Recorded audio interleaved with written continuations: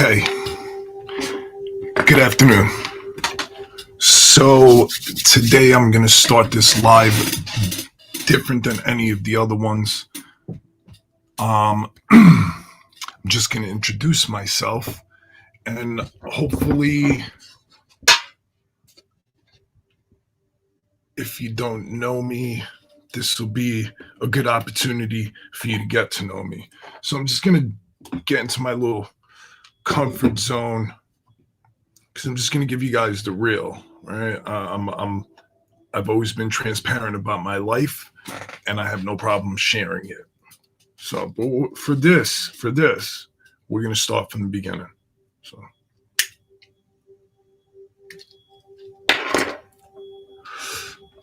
good afternoon. My name is Alexander Roman.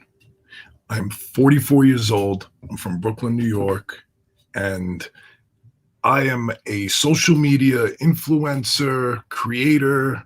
I'm a photographer, videographer. I went to school for film back in 2004, and I still utilize all the tools I learned then now. So let's go a little bit back into my story, where I come from, Brooklyn. I grew up pretty much in the streets, selling drugs, doing bad shit my whole life, high school dropout. I was incarcerated by the time I was 14. Well, I was locked up, went to Rikers Island, 14 years old. By the time I was 16, I ended up doing 10 and a half months in an inpatient up at Daytop. That's all the way upstate New York, but whatever. Point of this is jail's been in that my life, pretty much all of it. And to make it maybe just a little bit funny, yet like there's irony, is I am fatherless. So there's that. I always joke about that shit, but the fact of the matter is, I'm sure that played an influence on it. My mother did her absolute best. I was just a bad kid. Anyway, we're going to pick this up from 2016. Okay? We will talk back about my younger years later, but just getting everybody up to speed of who I am and how I became Blackheart, the artist that you guys might or might not know. But if you hang out, you'll get to know. So,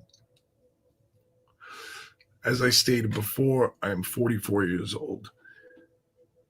My 30s were an absolute mess, and honestly, I beat a lot of statistics in the fact that I'm here. I was completely engulfed in prescription medications. I was in the street. I was selling drugs. I was living very dangerous. Somewhere in my 30s, I lost track of life. I was in a complete fog. Big pharmaceutical had a big hold over me. I was fucked up. I was addicted to pain medicines. I have a couple of injuries I'll get into later, plate with 10 screws, a couple surgeries on my back, and I got into pills. That started me on a terrible path of addiction. I was completely addicted to opiates and Xanax.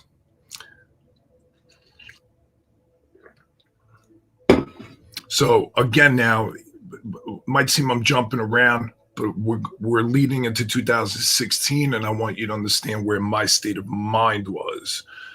I'm living in Brooklyn, New York, and I'm on 77th and 6th. Great apartment.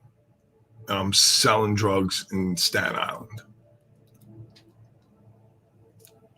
I'm addicted to pain meds. Somewhere along the path, somebody set me up. They set me up and they introduced me to a cop that was pretending to be an addict. So for like 8 months, I was dealing with this person they had against me what's called a secret indictment.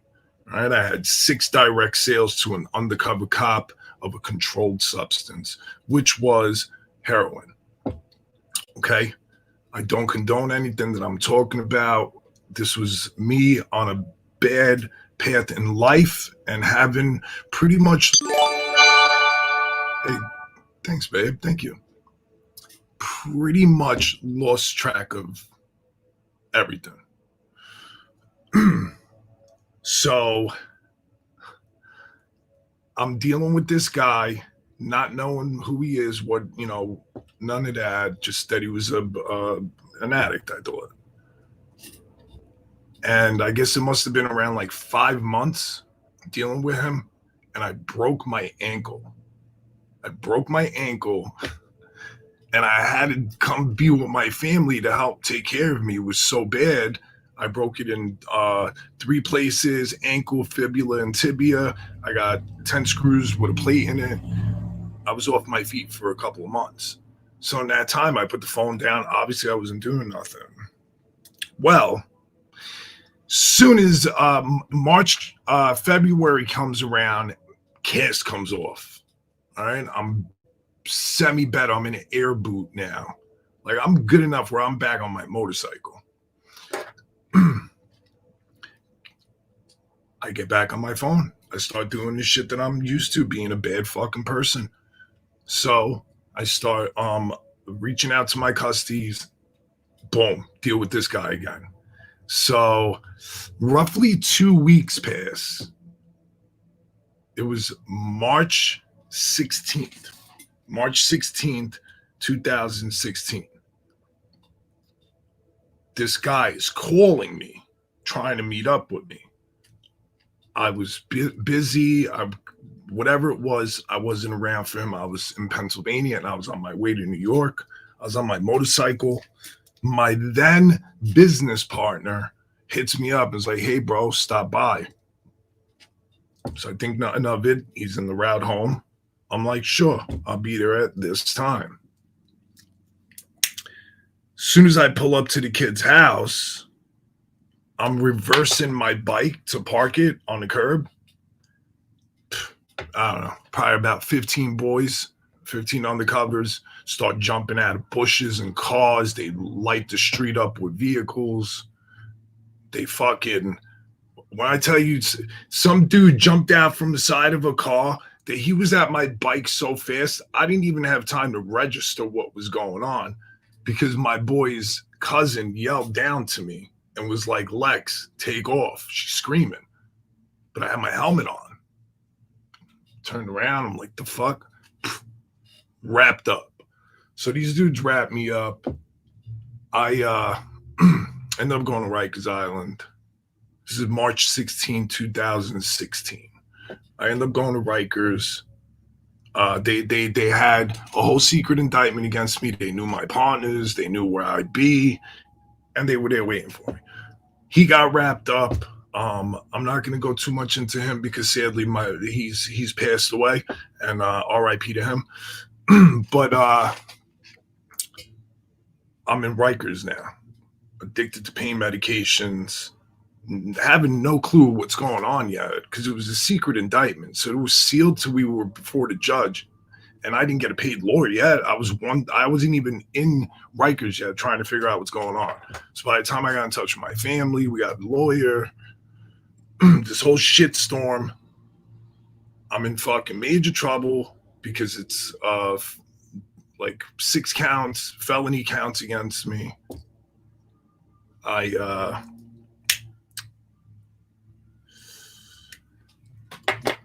My uncle gets me a lawyer, great lawyer. We start. He goes to court, meets me, charges are bad. They're trying to give me 10 years because another day will be the other story of how 8 years prior in 2009, I got caught for selling cocaine. That's a whole nother story because yes, that led to this, but we're here now. Pain medications, clouded, doing bad things that I shouldn't have been doing, back in a mess. So I'm on Rikers. I'm fucking withdrawing and shit because I'm on, pain medicine. And Rikers does have programs, but they'll give you like a 7-day program and then you're on your own. After 7 days, if you're not good, you're not good. You got to deal with it. So I did.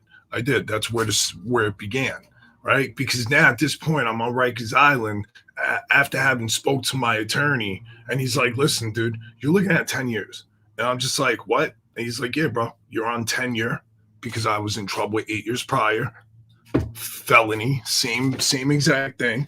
So I'm like, "Well, get me the least amount of time possible." I'm like, "What are we looking at? Can you get me a couple years?" He was like, "No." So I'm going to shorten this part a little bit, but we fought for the better part of a year, 10 and a half months. And at that time, they were offering me 7 months. 7 months. Imagine. I think it was 8 years, 8 years, 8 years, 8 years entire, right? Like 8 years, then parole. So I'm like, oh, yeah, no, I'm not taking that. Obviously, who would? So I didn't. We kept fighting, and then my mother got cancer. All right. And at that point, I wanted to be home for her. A couple of people helped bail me out so I could just be home for her surgery, knowing I'm going upstate. I just don't know how much time yet. I had a bail the whole time, but I already knew I was going away. So I told my family, don't bail me out. Like, what's the point? And then my mom got sick, right? And then the points changed. So I go and I get bailed out. I come home.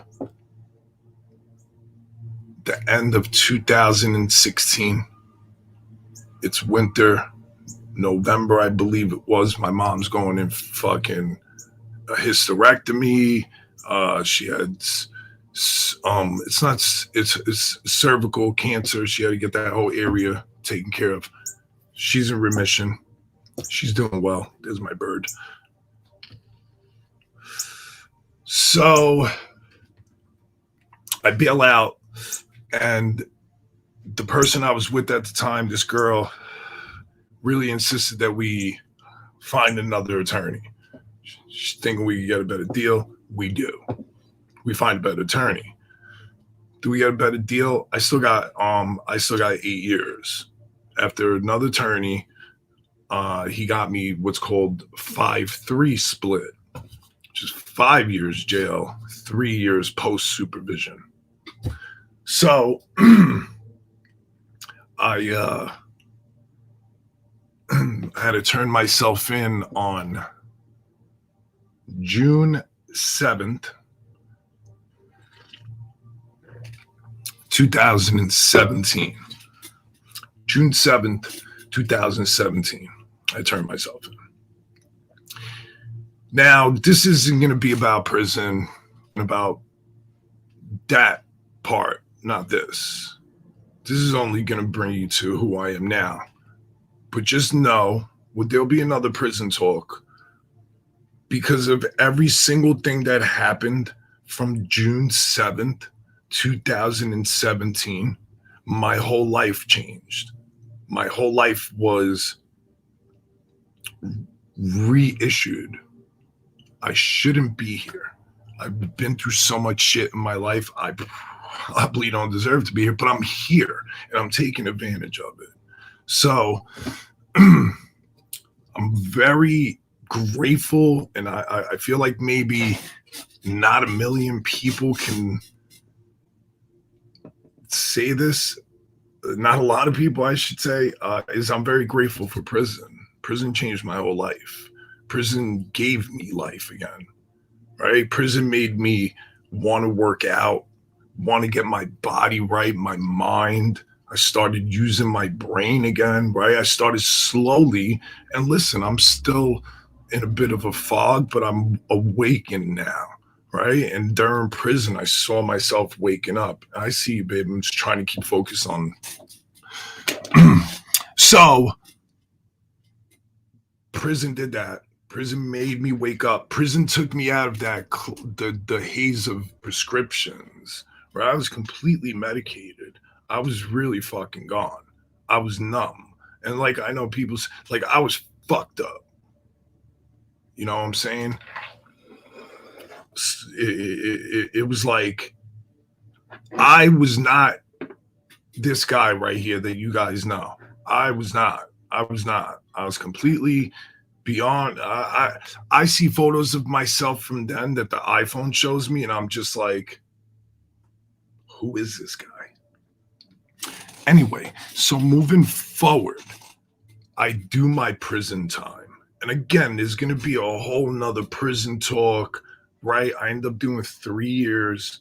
I end up getting a program called Shock, which that prison already was changing my life for the better. It was making me mentally and physically healthy again, right? Because I was no longer on drugs at that time, right? I'm in prison. And while, yes, you can get drugs, I chose to stay away from that, right? I said, I'm going to change my life. This is the time I have to do it right now, right? Like in the beginning, of course, the mind was like, oh, I got to get back out there. You know what I'm saying? I'm like every prisoner who goes to prison, all they think about is being back outside, right? It takes a little while before you acclimate to the fucking reality of things, right? And it's like, all right, well, I'm in prison. I'm not leaving. I'm not getting out. So let me just figure out how to do my time and make it pass, right? Because you never want the time to do you, and then you start going crazy then. So whatever, I figured out how to do the time. I started reading. I met up with a crew of guys, went to the gym. Prison talk will come later. Let's fast forward, right? It's now the end of 2018, and I'm being released. Haven't done because the time on Rikers Island counts, and I had a year there. So I had the rest of the time spent up north, which was like 18 months there, and then 6 months in the shot program. Fucking good times. But we'll get back to that. So now I walk out of the gate. I went into prison at 225 pounds.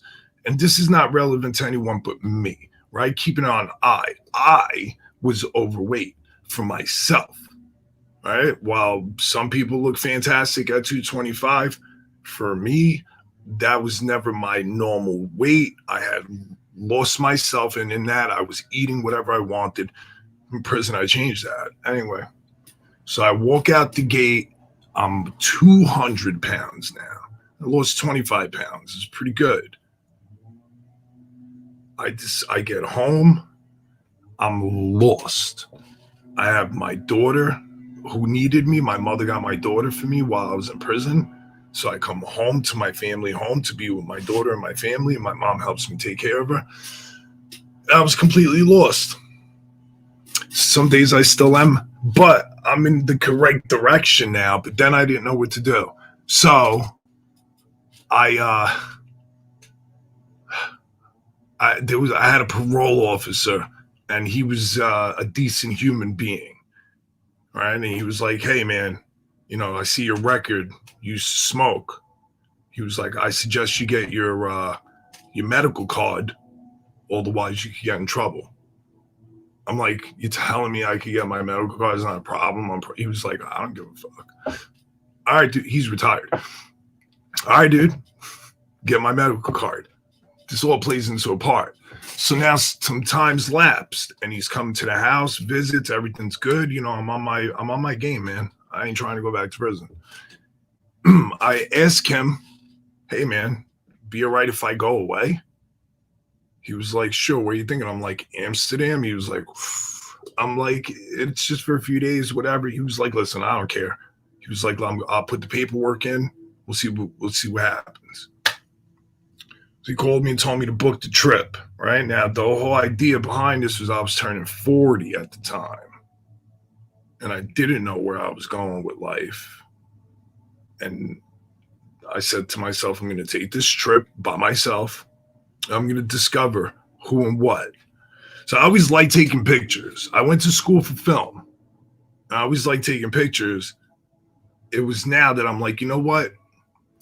I'm going to get some equipment and I'm going to start doing video because I went to school for film. But I said, I'm going to do video. I bought a MacBook Pro. I was fortunate at the time, a little bit of squandered money, whatever. Bought some equipment. I got myself a GoPro. You know, I got a bunch of creator equipment, all self-doing stuff. Right? I don't have nobody, so I said I'm gonna teach myself and learn how to do it all myself. I bought like selfie sticks, you know, all of that. Bought whole kits.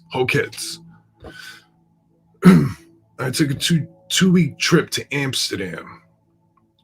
Freshly out of prison, few months out of prison, you know. I take this trip and it was very enlightening. All right. I spent a lot of time with myself, which I would suggest that to anyone. There's one thing, I spent a lot of time in prison by myself, but that sort of solitude is not quite the same as being on a fucking vacation where I could go and do whatever I want. All right. So I mostly spent the time alone over there. I mean, you know, I did meet up with some people from the internet, and obviously I partied in Amsterdam and I went to Germany, and this ain't about that. But while I was there, I was practicing the whole time. I'm taking pictures, I'm taking video, I'm trying to figure out what I like, right? I'm walking around with my GoPro just clipped onto my chest, and I'm literally recording all my interactions. And then at night, when I'm just chilling in my hotel room, I'm rewatching them on my Mac and figuring out what I like, what I didn't. Right? Practicing. I'm taking pictures. What's up, everyone over in the Kick? Hi. Where I'm practicing. If anybody missed anything, this is going to be up on my YouTube. So I'm continuously practicing the 2 weeks in Amsterdam. I turned 40 years old. I celebrate with myself in Amsterdam. And listen, I had the time of my life by myself. So if you've never done a trip alone, I would highly suggest it. You know what I'm saying? Get in tune with yourself. But bigger picture, I'm figuring out who I was because I'm fresh from prison. I'm no longer addicted to drugs, pain medication, none of that, right? I have full custody of my daughter. Well, I have custody at the time. I didn't get full custody till like a little bit later, but I do have full custody of her. So I told myself, because at the time Instagram was popping, and I remember seeing tattooed people and thinking, yo, I've been doing this tattoo shit for so long. I started getting tattoos at 16. So I'm just going to fucking start showcasing my ink. So I start taking pictures more geared on the tattoo style and shit, you know, and my, I guess, unique style, which is pretty much the same since the 90s, right? Like I started in the 90s. Only thing that's changed about me is that my pants went from baggy to slim. So, I'm, like I said, I'm taking a lot of fucking photos, taking a lot of selfies, learning. I get home, I start up a page and shit. Or maybe I started it right before I went to Amsterdam. I was working on it over there. The Instagram, well, I don't have that Instagram no more. That account got banned. But that was 2019, 18, at the end of 2018 or 19, I don't know, one of those. It was 2019 in the beginning. That's when it was. It was my birthday, March 21st. Wake up, dude. Wake the fuck up. Sorry, guys.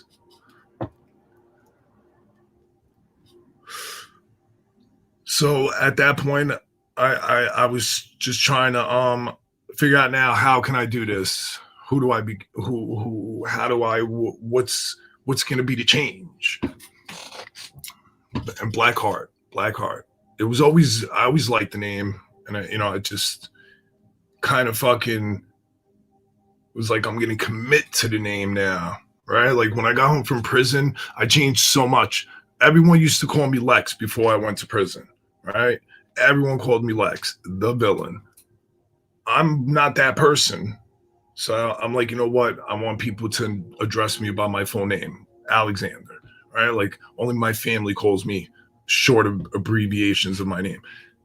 Then it was like, well, I want to be this is them. This is them. By myself in the dark room, trying to figure everything out. I said, I want to be. And then I said, no, I'm going to be Blackheart. I'm going to take it on. Right. Again, we're going to discuss other topics like prison. And in that will be the stories of like lost love, broken heart, you know, all of that. But this live ain't about that. The Blackheart was born in Amsterdam, and the second I figured it out, because my first Instagram name in the beginning wasn't Blackheart.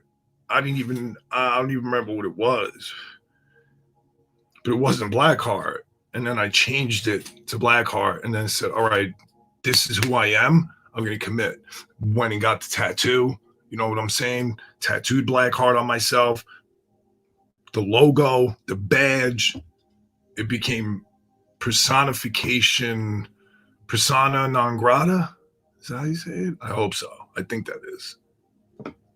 But that's it. It's who I am. It's the direction everything went. And, now everything from here be just free talk. But I ended up meeting a photographer at the gym, and he saw potential. And at the time, again, I was doing all this stuff by myself. So I got this dude. He's like, hey, man, let's work together. He was like, I'll take some pictures of you. He was a photographer already. So I'm like, hell yeah, bro. We meet up. He showed me a bunch of things. He's a real cool dude. He moved from here, so we don't work together anymore or anything like that because he lives hours away. But he's a great guy. And if, he ever came across these channels, I see you, Steve. Appreciate you. I worked with him. I worked with my cousin. My cousin's a phenomenal photographer. He's a natural photographer. It's just like a camera in his hand belongs there, right? He doesn't realize his potential. My cousin, he's so good. Photography, like when we first met up and he was like, yeah, I do photos. And he showed me his stuff, like his photos of just downtown area, just like landscapes were just like mind blowing. They're fucking just amazing. I could see them in my head right now. So he was part of helping get Blackheart off the ground and stuff in the beginning. We did a lot of photo shoots together. And then it just kept progressing. I saved up for a camera, and I think you guys have seen it. If you haven't, I'll show you the camera sometime on the stream. I have a Sony A7C. I did a lot of searching before I landed on that one. But yeah, I absolutely love taking photos, doing videos and stuff like that. And it's my life now, compared to what it was. If you guys were here in the beginning, I discussed basically 2016 to now. So if you missed that, this is going to be right on my YouTube, and I'm sure it saves over on the Twitch. I don't know how the kick works yet as far as saving, but yeah, all of this stuff is on the YouTube. However long we've been here, 30 minutes. I spent the first 15 just fucking discussing everything that occurred leading up to 2016 and forward. And that's the point in my life that access, not access. pivotal point, you know, where things changed. So yeah, if you missed it, rewind or whatever. There's no rewind button, but you know what I mean. There is. You just, but it's there, and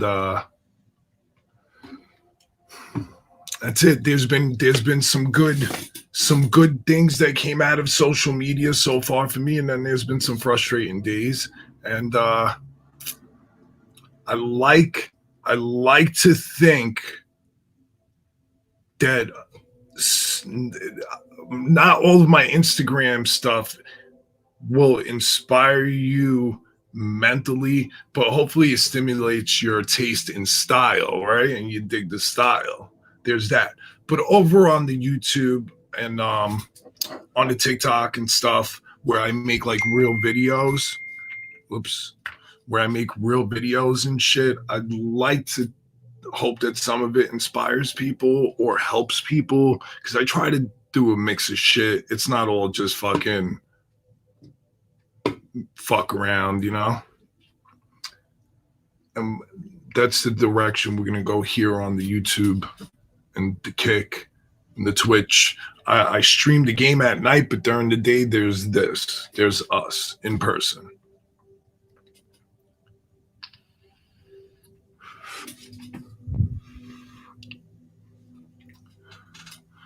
I'm on Twitter too. I'm on live on Twitter. I forgot. I'm live on Twitter. What do you think about that? Nobody's live on Twitter. I am right now. This live stream that you're looking at. It's pretty crazy. Well, thanks for listening. Listen, what's crazy is I used to discuss this stuff all the time. The page grew. My first Instagram was popular. I was a very popular Instagrammer.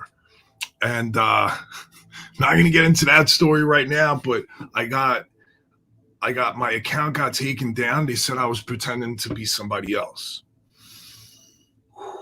That was a rough one because I had just became myself. I just told you guys what occurred.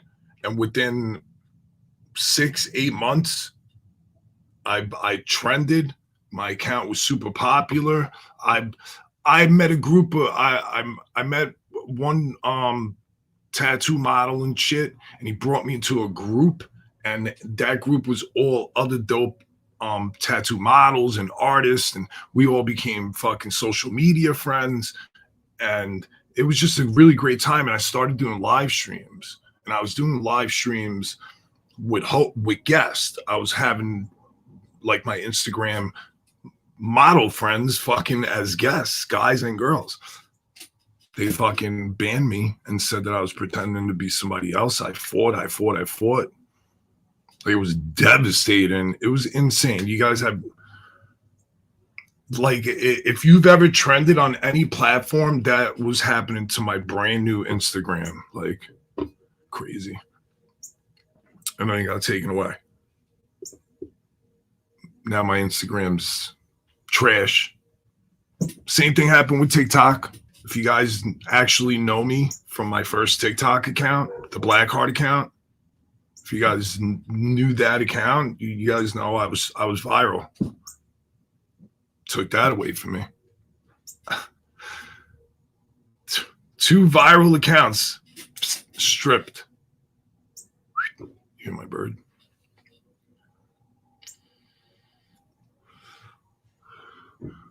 Haven't went viral again. They got me on the list. They got me. Blacklisted. Blackheart blacklisted. Might have to change my name. Greyheart or some shit.